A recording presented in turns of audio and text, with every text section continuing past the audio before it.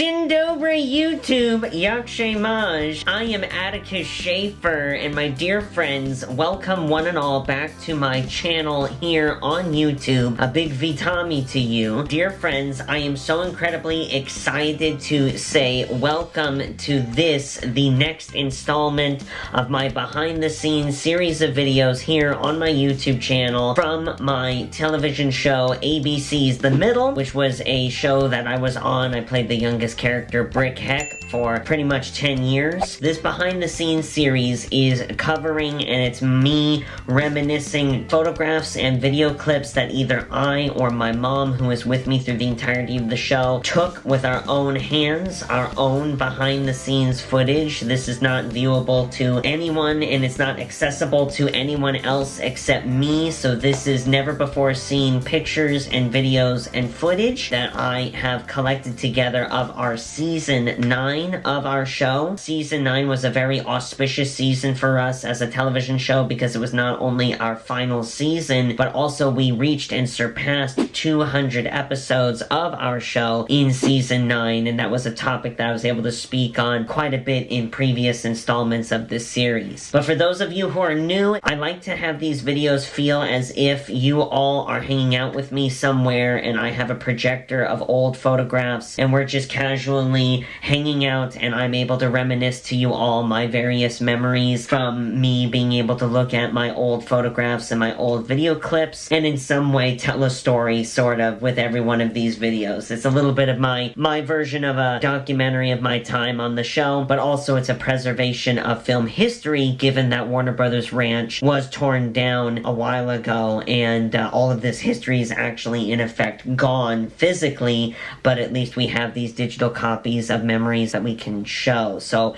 if you're a fan of the television series The Middle, if you are a fan of film and television history, these hit all of those different nuances. This is always a really fun time being able to reminisce with you all, kind of relive my final season on the show. So that is very, very cool. Without further ado, my dear friends, we're gonna go ahead and jump right on into it. I was looking back at my previous installment and I saw that we left off at the convention center when Mike and Brick were able to go to a Planet Nowhere Con Expo. That was insanely fun. That was so cool to be able to see and for me to see yet again in preparation for today's video. But in the last video, if you joined us, we spoke very heavily on the concept of scene construction. What really goes into making a scene and to have that scene go from the written page and the script and have it be brought to life by the director of photography, and really every member of the crew and the cast to bring it to life on camera for you all to see for one episode, just one episode. We definitely deviated quite a bit from our normal feel as far as an episode is concerned, and it was the episode that we had in Season 9 where it was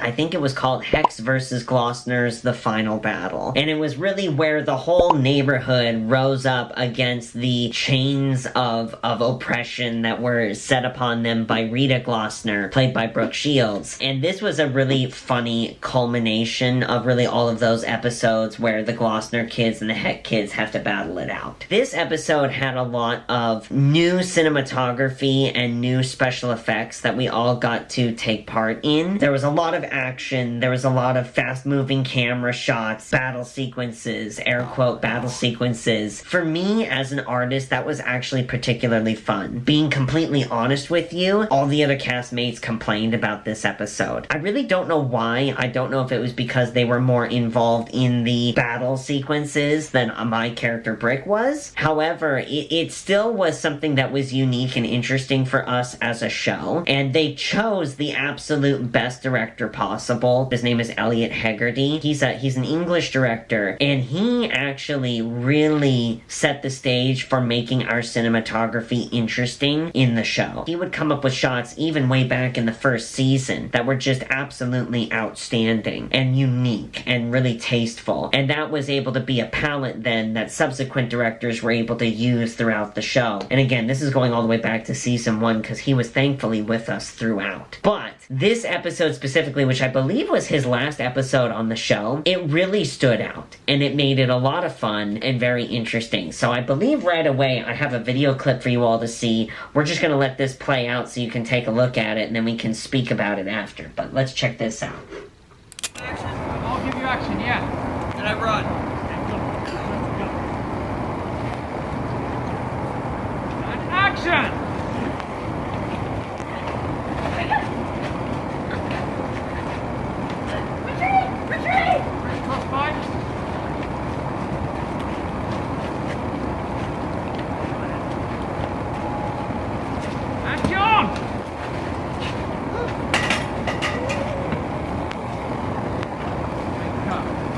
That's it good? So there was a lot going on in that clip, and I wanted actually to stay quiet here for a reason, and I'm gonna have Rachel replay this clip right now. This, again, continues on with the concept that's really been a through line in this series, is that it truly and genuinely takes a village in order to make this show happen, and really any production for that matter. And so this was a very funny sequence, because this is really the opening of when the battle gets very intense between the Hex and the Glossners, but it's before the other neighbors join in to help. And this was a scene where we were able to have a lot of different things going on, and through the magic of Hollywood, we were able to conceal other things, but then show additional things to make it more immersive. As you could see, there was like 20 or 30 different people working all at the same time, just in that one shot alone. You could see the Steadicam or hand cam operator who was working that scene, and this is something that's of course filmed in a director's mind before they even actually go to work. And so he's setting up all of his different shots in his mind, and then now is executing them here in person. And so you could see everyone from the boom operator to the props guy that was sitting up on the roof, and he's chucking down the smoke bombs to give that special effect, to obviously the cast doing their different sequences. This was a shot that was heavily focused on Charlie playing Axel, and it was a shot where we're seeing the craziness go on for a bit, and then it zooms in on him, and then he drops his broom and leaves. And I think it was because there was something freaky on the other end of the camera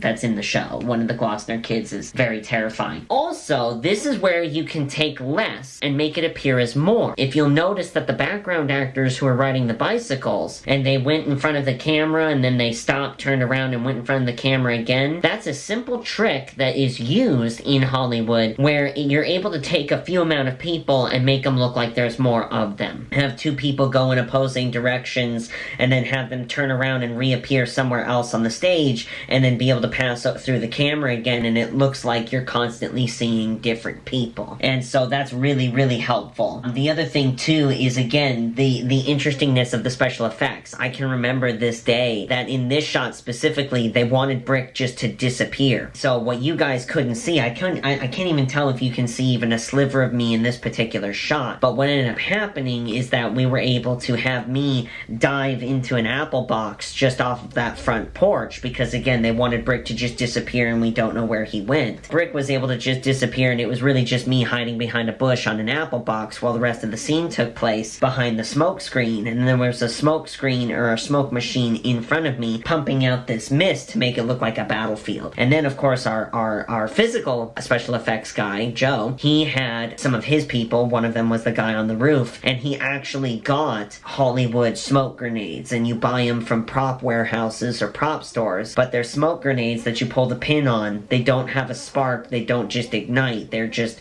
smoke, almost like a big smoke bomb that you would light at the 4th of July, and you just pull the pin and you can drop it somewhere, and when you do, it just starts emitting a smoke screen. It makes it look like a battle's going on, or you know, the Glossners are tossing things at the Hex and whatever. But also, the other thing too, is you don't have all of the dressed up music and sound effects and all those other things that are going on that the editors put in after a shot has already been filmed and they're assembling the episode. This is what those sequences actually sound like. All the loud noise and chaos and all that other stuff that isn't necessarily there right at the beginning of or during a point in time of filming. And so this is where, as actors, we need to use our imaginations and speak with volume and different things like that to really convey a scene. And I think that this was such an amazing example of this. My mom scored this video clip, and I thought it was particularly cool. Continuing on, you can see here is still of the different lighting technicians. The guy in the brown jacket with the glasses to the back, he is the stunt coordinator, so he's the guy that's working with all the stunt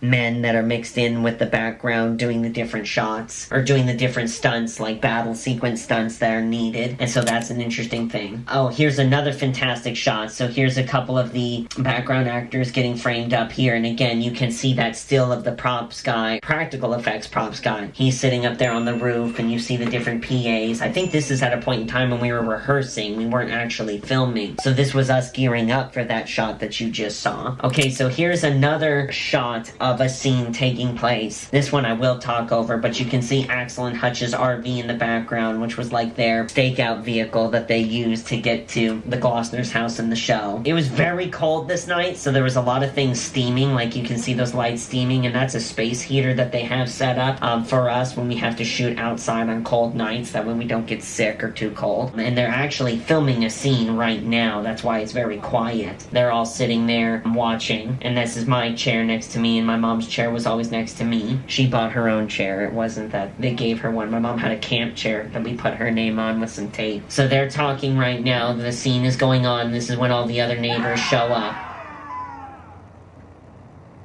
And then that's the battle cry, and again, they wanted Brick to disappear again, so I just hung back, because he ends up in the RV as, like, Overwatch. That night, there was so many different things that went on. Actually, it took us, I think, 3 different nights to film this battle. 3 different night shoots, and man, it was a lot. It was a time and a half, that's for sure. But man, it was super, super, super cool to be able to do something different, especially when you had been doing the same thing over and over and over again. And here's another shot here of kind of you pull back and it's the wide shot of the battle. I can't remember if Rita Glossner's house was the garage. Oh, it was, because of the garage. Yes. So, if you've seen Lethal Weapon, and you have Detective Murtaugh's house, his family's house, this street, Blondie Street, is their street. It's the exact same street, it's the exact same house. Obviously, it wasn't blown up. They repaired it, made it back into a house again. The house that you're seeing right now, which is the Glossner's house, is called the Griswold house, but it's really the house that was Detective Murtaugh's house in Lethal Weapon. So that was very cool. We actually filmed a couple of sequences of the original pilot with Ricky Lake and the other different cast members besides myself in this same very house. So it was really cool that we got to do a full circle, being able to enjoy this house in one pilot, but then be able to enjoy it again, but differently, in the actual series that stemmed from the new pilot. And so, it was really cool to have that full circle capability. But again, this history is unfortunately gone now, which is why it is so important that we preserve it somehow, some way, and why I'm so passionate about making these videos. So you can see the Griswold house there in the background, which is Rita Glossner's house. And it was funny because normally this whole area is just a regular grass lawn, but because they wanted to make it look rancid, being Rita Glossner's house, they carried in and brought in a bunch of dirt and like dead plant matter debris, and they put that all in the front to make it look the way that it is, right? Very derelict and worn down. You can see they even have like a barrel in evidence, just all these different items. It's a like a little cart for the kids, a toy in evidence on the front lawn. They had a couple of rusted out toys there, and so this was really cool. And you can see in this sequence here, a lot of the cast is huddled together over in the background.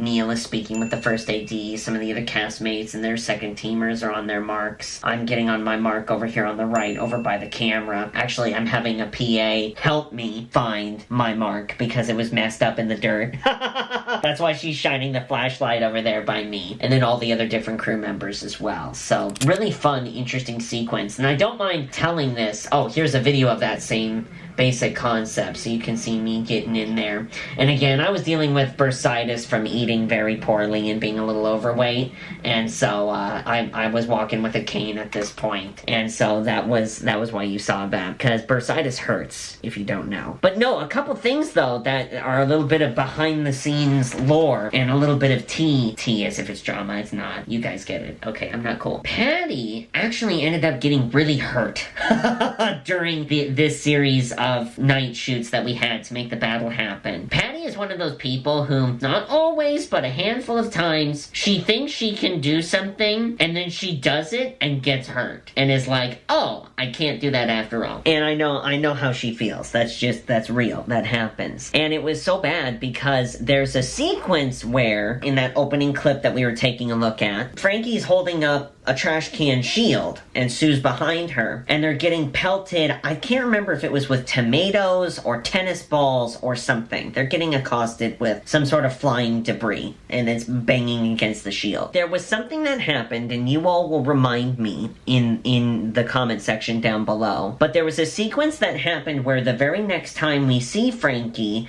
either she cuts and runs from something, or she gets attacked by a Glossner on a bike, or something. I forget what it is. But when she did that in rehearsal, unfortunately, she hit it with like a lot of gusto, and she ended up straining her ankle. She had a sprained ankle. And so that was something where that was a very clear case of, oh, okay, we're not going to do all the shots that we had hoped for tonight. How do we make it work? And that was something that really happened a lot throughout the course of the show. I remember that someone had asked me recently, and I'm answering it now as opposed to an Atticus Eats video, did you ever have to work when you're sick? And the answer was yes. This was before COVID, so there was a lot of times where people were sick, and instead of being considerate and say, well, I don't want to give my germs to everybody else, they sort of ended up just coming to work anyway, even though they were deathly ill, and then all of a sudden everybody on the crew or the cast is getting sick, and then it causes a bigger problem. And that's because crew members work at an hourly rate, so if you miss a day, you're missing that amount of money. Throughout the show, I can spot out different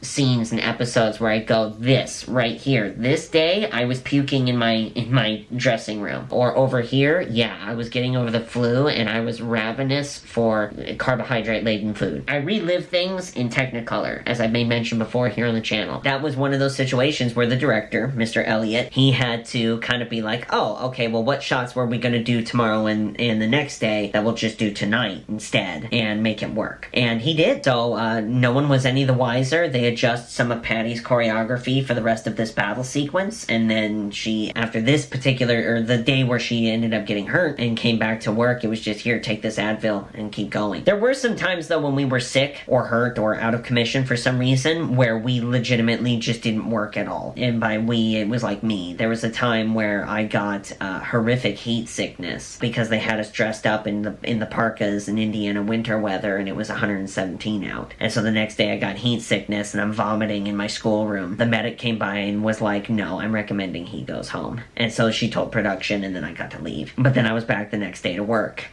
So, long and the short of it, yes, we've been through a lot. That was a situation where, you know, there was a little bit of wizardry and magic of Hollywood, and we readjusted things, and we made it work. Then the other thing that I wanted to share, too... I'm having a brain fart. Hold on, let me think. So the other thing that was really interesting about this sequence of events for this episode specifically, there was a point in time where, for whatever reason, the writers thought that I possessed some semblance of athleticism.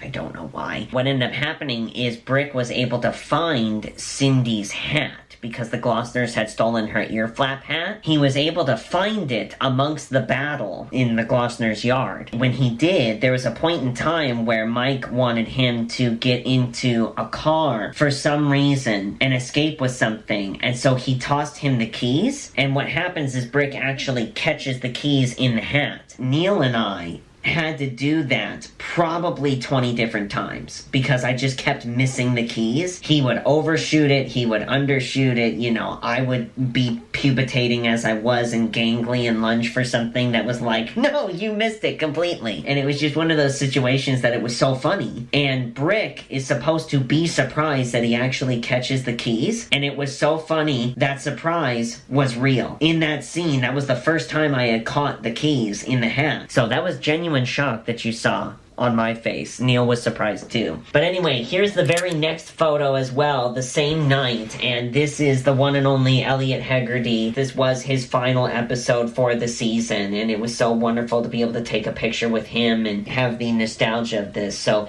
huge kudos to Elliot for being the outstanding director that he was on the show. He, again, as I mentioned earlier in this episode, he brought so much life and interesting cinematography and really a depth to the scene ever since we got him on the show back in season 1. So awesome guy. Okay, so then the other thing that was a tradition for us on set, this was pre all of the strikes of 2024, which resulted in lots of people being able to get really good pay raises in theory, but now there's no work left in Hollywood, and that's a joke. Don't be mad at me. Back then, what we wanted to do as a means of being able to give a lot of love and a lot of extra care and attention and something fun to look forward to our crew on the show, every single Friday, without fail, we would host $5 Fridays. You had one of the production assistants, most often it was my friend Chris Naylor, and then it became Joseph when Chris left the show, and they would have a bucket, and it was full of raffle cards, and you could buy raffle tickets from the PA who held the bucket. Each ticket cost $5,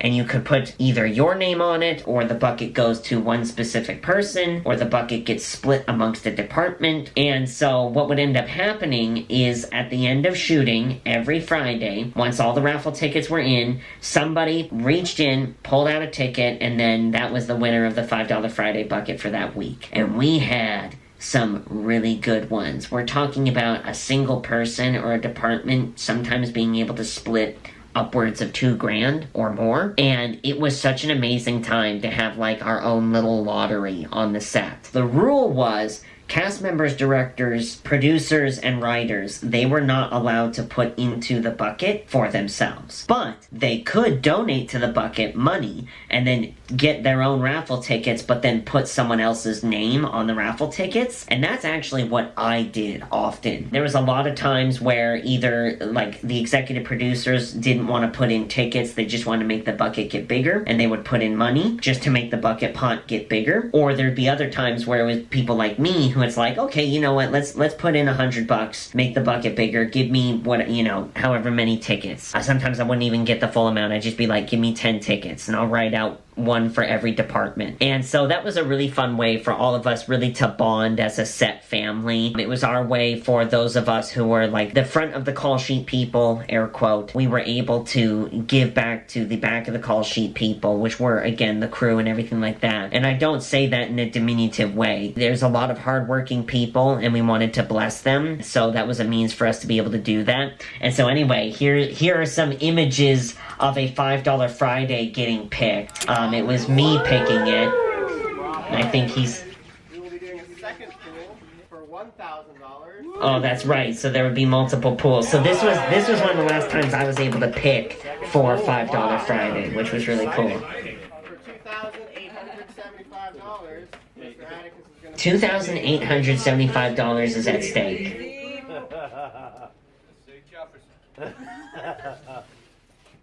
Dig it. Who got dropped?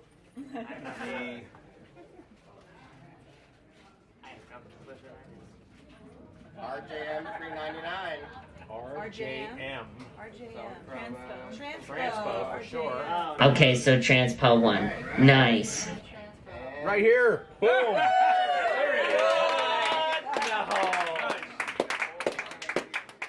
Oh, he was so cool. He was so cool. I remember him. Yep, he was one of our transportation guys. As you can see, that was a really fun time to be able to do that.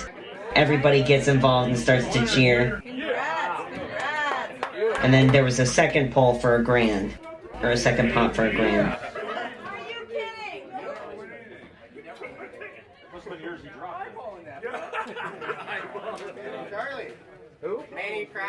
Charlie Edwards. No way. Okay, so then this was one where it was one of our electricians who split it with the craft service department. And so that was really cool. It was a way of sharing that. So they ended up both getting $500 from that. So that was an incredibly fun time. I have lots of good memories. Oh my goodness. It would get very elaborate, which I know you all remember from like my Christmas episode and things of that like. The crew would get very creative and they would have fun in any way that they can with some of the simplest stuff. With the $5 Friday bucket, there were times where, man, they would troll Chris and they would hang it from the rafters in the soundstage. There'd also be times where they would have the bucket like wait multiple weeks, so everybody would put in only on the Fridays, and by the end they'd have a super large bucket of some sort, and then it could go to whoever. The other thing would be like, I remember there was a time where they had a big Wheel of Fortune, almost like a big bingo spinner, that the Grips designed it with some extra wood and some extra odds and ends, and so they could stick the bucket in this thing and turn it that way, and then that was their means of being able to have it be like drawn a different way, almost like a bingo ball. This was something that really was really special, a lot of fun, makes you just laugh, you know what I mean? It was a fun thing to look forward to, especially after the very, very long work days in season 9. This was very cool. As a little bonus segment, this will be our last segment that we have for this episode specifically, my dear friends. But we had a lot of different really cool people that filmed on our lot at different times. The Warner Brothers Ranch, again, I keep driving this in, is so full and so rich of film and TV history. And to be able to grow up there and explore those things was so rejuvenating for me and exciting, especially because I love to learn. I mean, we've had everybody there from Clint Eastwood to a lot of different really big motion capture productions, on and on and on. Other shows, you know, a lot went on that studio lot, and even while we were there. One of the amazing things about season 9 is that the other sound stages were actually contracted out to some pickup shoots of Hugh Jackman's The Greatest Showman. So we actually got to see all of these people dressed in period clothing, and I got to take a glimpse of the interior of the Big Top, which was actually filmed on stage 30. Oh my word, was it an amazing experience. It was so cool to witness and to be like, oh, what's going on over here? You know what I mean? And so The Greatest Showman, they did film there while we were there, so that was really cool. Here's an amazing shot of their production. You're looking at what's called the Smith House, and that's actually where we used to do our table reads until we were able to get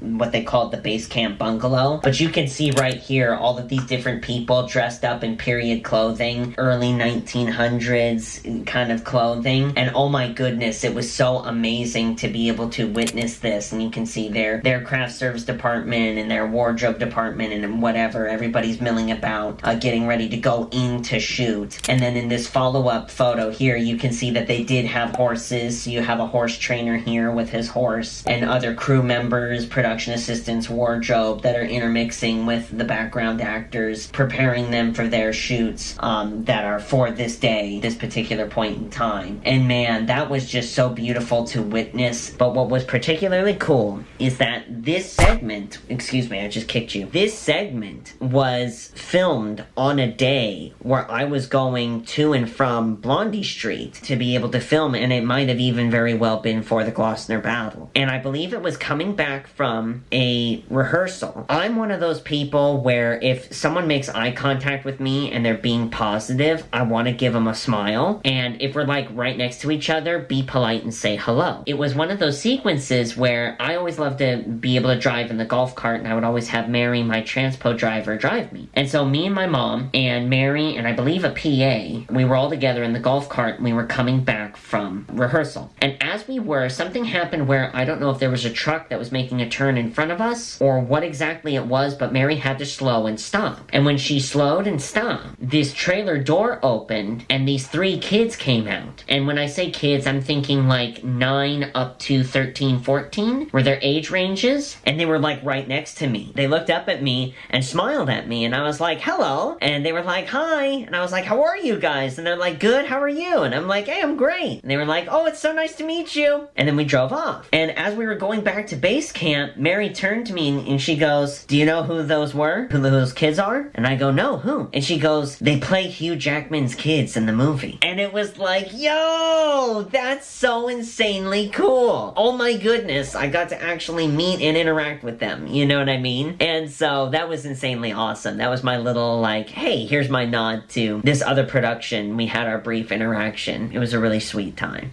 And they were so nice to me, had the best smiles, and were just very kind. And I love that. I love being able to meet new people like that. And I've met a lot of people on that lot at various times that were just so insanely nice and cool, whether it be for our own production or other productions. And it's an incredibly fun time. All right, my dear friends, that is going to do it for today's episode of Behind the Scenes of Season 9 of The Middle. Thank you all so very much for joining me today, and don't you worry, there will definitely be more of these to come, especially now that we're entering the holiday season, and this is an outstanding time of nostalgia, being able to casually stroll down memory lane and have all of us be able to join in together and enjoy these different memories, these different little slideshows, photos, and video clips that were taken by my own hand or by my mother's own hand. Thank you all for joining me today. Do me a favor, check out the 2 links in the description box below. If you'd like to see the work that I'm doing now and hang out with me live, go ahead and give me a follow on Twitch. We go live on Twitch every Monday, Wednesday, and Saturday at 3 p.m. Pacific Standard Time. Also, please be sure to check out the link to my Cameo page, which will end up taking you to a means of being able to support me even more than just watching this video, watching the ads, and hitting the thumbs up button. You can support the work that I do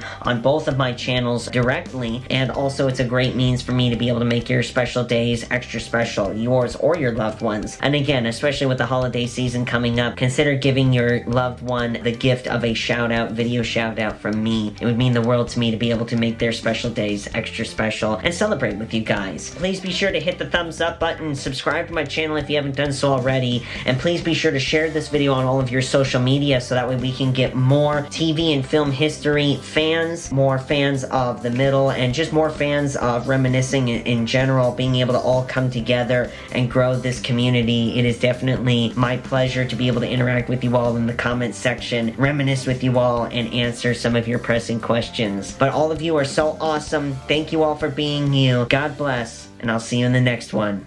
Do widzenia. I just want a great life, something where I feel like I just didn't waste time, something I look back and say that was a great time, cause man I just hate when the years pass by the wayside.